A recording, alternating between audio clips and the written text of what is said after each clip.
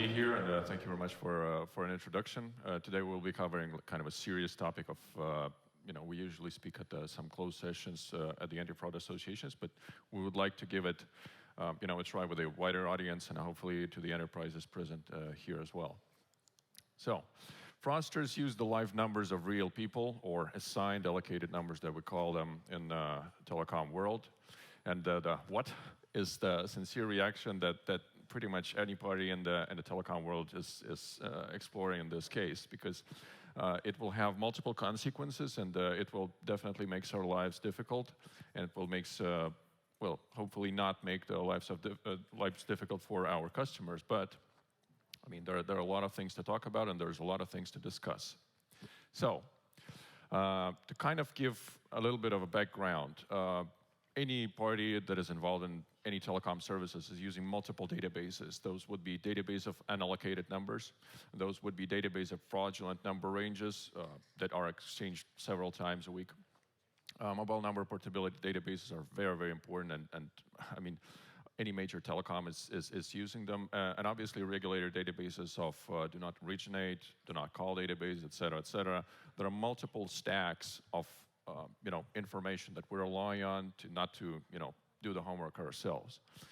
And we have to admit that we're no different in that regard. We actually do scavenge the industry, we scavenge the associations, we talk to partners, and we exchange intelligence. We share about the things that are happening. We're sharing to a legally permissible extent the data about the numbers that are being involved, and the things that are happening, the scenarios, et cetera, et cetera. However, we are exercising control, we're exercising a good intent, and we're maintaining vetting procedures for identified fraud numbers. It's very, very critical to make sure that you don't just take the numbers that are being labeled as fraudulent at face value. You make sure that you do the analysis and checking procedures, and they're on the spot, and also that you check your own databases for being up to date. That the numbers that were being fraudulent 2 months ago, 3 months ago, but now are being used by legal parties, they are no longer there. And obviously at Lang Telecom we have these procedures in place. So, a limited kind of test that we have done, a limited audit of SMS and voice traffic on the network that we cannot specify, shown that, for example, for voice traffic analysis, up to 3/4 of the numbers that were involved in voice fraud were assigned allocated numbers, and only 25% were unallocated. So, I mean, in this case, for 25%, you rely on that database, but just 3/4, that means that you cannot rely on databases in actually in ousting fraud anymore. Not to 100%, not with 100% trust.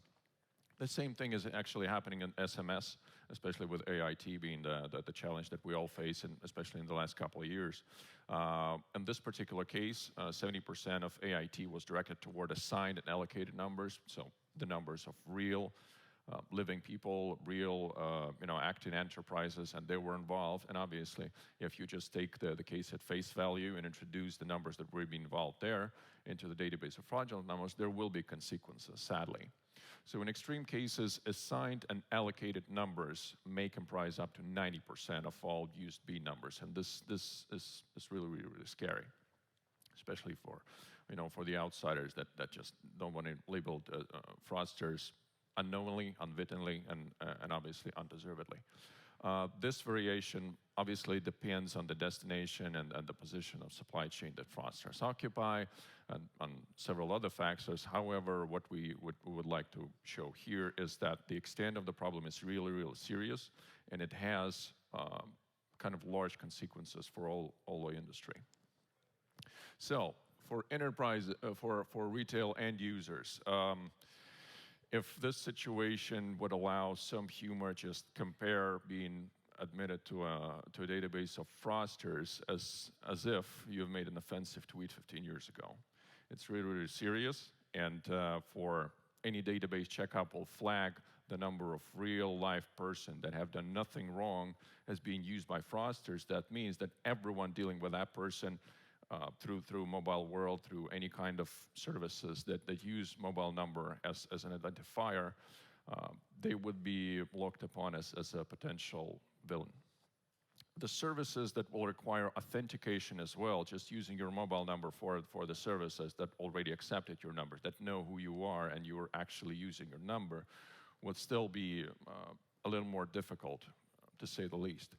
And we think that the largest possible consequences would be listed in any kind of database that HR, law enforcement, or travel authorities or customs officers use. I mean, just imagine if your number is being flagged as fraudulent with the actual damage done to a legal party, and then you're trying to apply for a visa, or you're trying to apply for a new job, or the law enforcement has that number involved and you're showing up in any kind of role in some kind of case involving anything wrong done, they will know, hey, this guy's number is being used in the fraudulent scheme. So, as for the enterprises as well, it will become easier for frauds to impersonate the legal enterprises because the checkup will be difficult. Obviously, the companies that are not from telecoms world, they rely on database. They don't have to become the telecom expert, especially telecom anti-fraud expert, to do their daily thing. They rely like, look, this is the mobile number that person has used. We're just ensuring that everything is fine with it. And just imagine a bank or an international retailer or somebody else would just see that this number is potentially fraudulent. And it just would increase the amount of resources, just making sure that your customers are who they say they are. Also, for enterprises, they cannot reach their clients because their A numbers are marked as fraudulent. That means that if your company maintains a large call center and they're trying to reach the potential customer or current customer, and the number that is shown up says spam likely, well, guess what? I mean, it directly deals damage to your brand, it directly damages your business, and this is something any company in the world would like to avoid. Also, their competition will likely to take advantage of the situation, just maybe not like openly in public, but just be sure that in a competitive capitalist world that we're living, any kind of hiccup like this will be used by the companies that you compete with. And for telecom companies, first of all, false positives and everything that comes with it.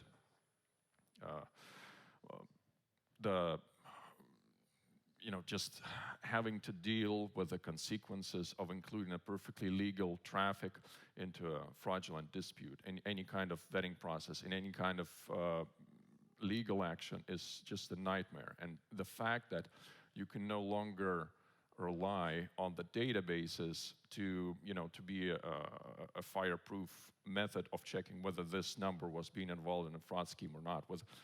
It used to be like you just look up if the number is included in there, and that would be the evidence needed to kind of sustain your position in dispute. Well, not anymore, because these things happen in the real world.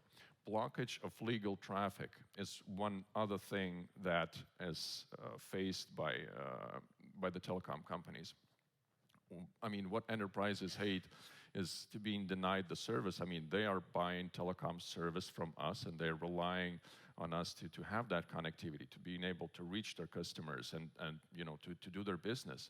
Instead, we're blocking their legal traffic, we're blocking their legal numbers that are being involved in daily business, and it's just, I mean, with all the challenges that SMS world and voice world is facing nowadays, this is one more.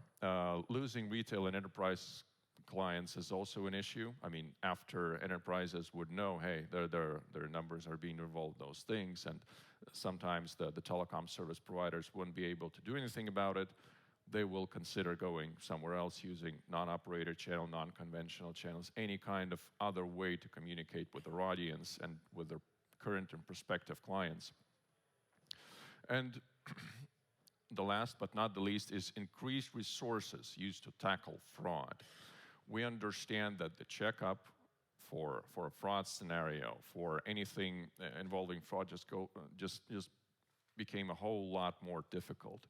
We need to be extra sure. We need to do extra tests. We need to invent new ways to actually detect the fraud, and then we need to detect a new modus operandi on how to treat it, because just blocking those numbers mean you're including them into database, and if you don't have 100% accuracy, and almost never you do, that will require more and more effort, more and more resources that many telecom companies in the world, sadly, today don't have. So, fraud management challenges. Not only it's more difficult to detect fraud, it also becomes more difficult to actually deal with it. Common practices like just blocking ranges are ineffective because the targeting would involve legal numbers. I mean, we know operators that would block the entire ranges, and some operators would block the entire destination. Some companies would block the entire countries, and the rumor has it that some telecom just block the entire continent because they are not able to provide safe services and international calls to and from this continent. And this thing just got a whole lot harder, just blocking the numbers that were involved in fraud schemes is no longer the tool that we could rely on. Blocking legal numbers means blocking legal traffic, as discussed in the previous slide, unblocking legal traffic and going through the whole thing with disputes, going through the whole thing with estimating damage, and just devising the course of action that you could take in all the subsequent events is extra difficult. And obviously manual blocks that often add numbers into database for a long time. Some operators, they rely on kind of manual introduction of the fraudulent numbers into the database, and then removing these manually included numbers would require manual effort. And if the person in question is away or on vacation, or they left the company, or something else changed, the numbers stay listed. So you have perfectly legal, assigned, allocated numbers into database, but you just don't know about it because the person that introduced those measures to those numbers is not available. So, what we suggest, first of all, we should not rely on database as the deciding factor. We highly suggest the companies around the world to introduce more complex measures, more intricate things to do about the numbers that are being involved in the fraudulent numbers databases. And numbers presence in a database should not automatically mean that the call or the message should be blocked. The control would get difficult, the detection is difficult, and the measures should become just a little more complex. And in 2024, the technology is available. Blocking combinations of A and B numbers would help in ensuring blockage of fraudulent traffic, not fraudulent numbers. And this is the thing that we highly advise introducing. We all know about the databases of A numbers, of database of B numbers, et cetera, et cetera. But the thing is, if there is a chance that you're blocking the traffic of assigned allocated numbers for the enterprise or retail user that had done nothing wrong, well, it will pose difficulties, and we think that blocking the combinations of A and B numbers it's the answer that would definitely minimize the risk. Also, use AI to automatically discover fraud quickly and based on multiple factors and their combinations. And also taking measures to mitigate the risk of false positives. I mean, at Lang Telecom, we analyze over 200 parameters of voice traffic that make sure that we look at the complex picture, and we just don't consider 1 or 2 or 10 factors when we decide whether this traffic or this particular call is fraudulent. We're making sure that our design is, our detection is complex, and it's complex enough to recognize complex cases. Ensure your FMS is finely tuned for high accuracy. Use AI, use people with degrees in statistics and analytics to devise more complex methods to detect, and to devise more complex methods to actually oust and block the traffic patterns, not just the single calls or A numbers separately from B numbers. Also, limit the duration of blocking, set a timer for the fraud numbers listing and the database of suspicious numbers. Even if you don't block the number right away, still, we think it's very, very important to have the time limit for the existence of the number and a suspicious numbers database, and just make sure that your measures against those numbers are a little more complex, not just blocking it right away. Well, and to kind of finish the main part on a positive note, we advise not to lose hope. As fraudsters realize that we are getting better in attempt to make more complex fraud scenarios, we continue to find them. We continue to, again, step up our game and to make sure that we have the tools to counter their fraud scenarios. Thank you very much.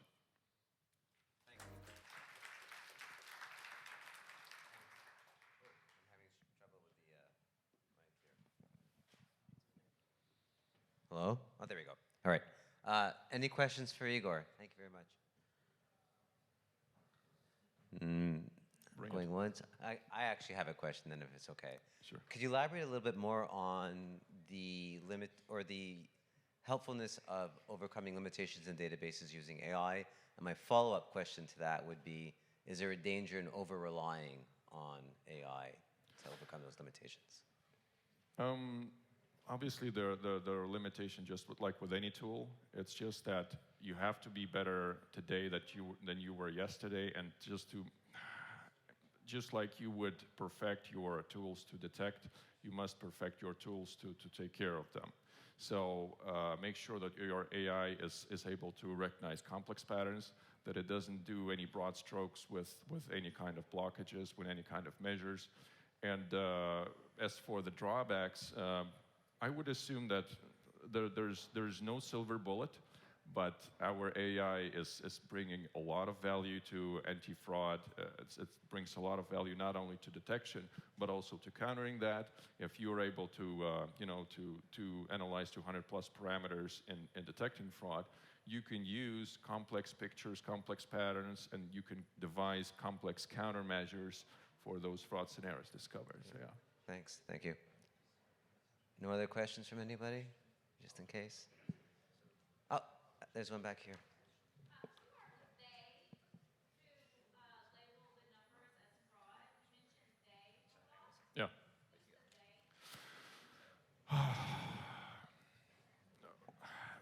When we deal with databases and when we deal with the fraud cases in question on slide number, that thing no longer works.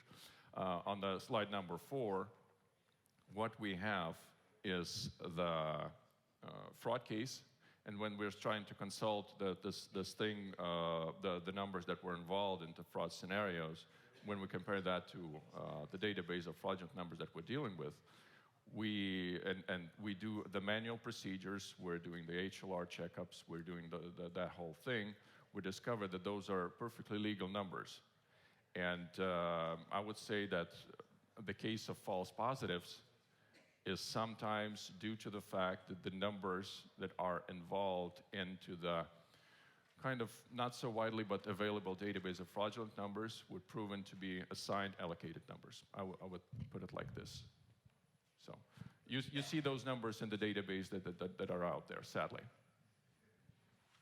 Thanks. I couldn't see before. Is there anybody else? And do you have any statistics on like the number of aggregators or MNOs that are using AI today? It's never open because obviously you don't want to kind of show what kind of defenses you have against fraudsters. I think a fraud loss survey from CFCA was telling some numbers, but I cannot recollect them. Okay. I'll have to consult fraud loss survey for that. Cheers. Last chance for any more questions. If not, thank you very much. Thank you again. Thank you very much. Cheers.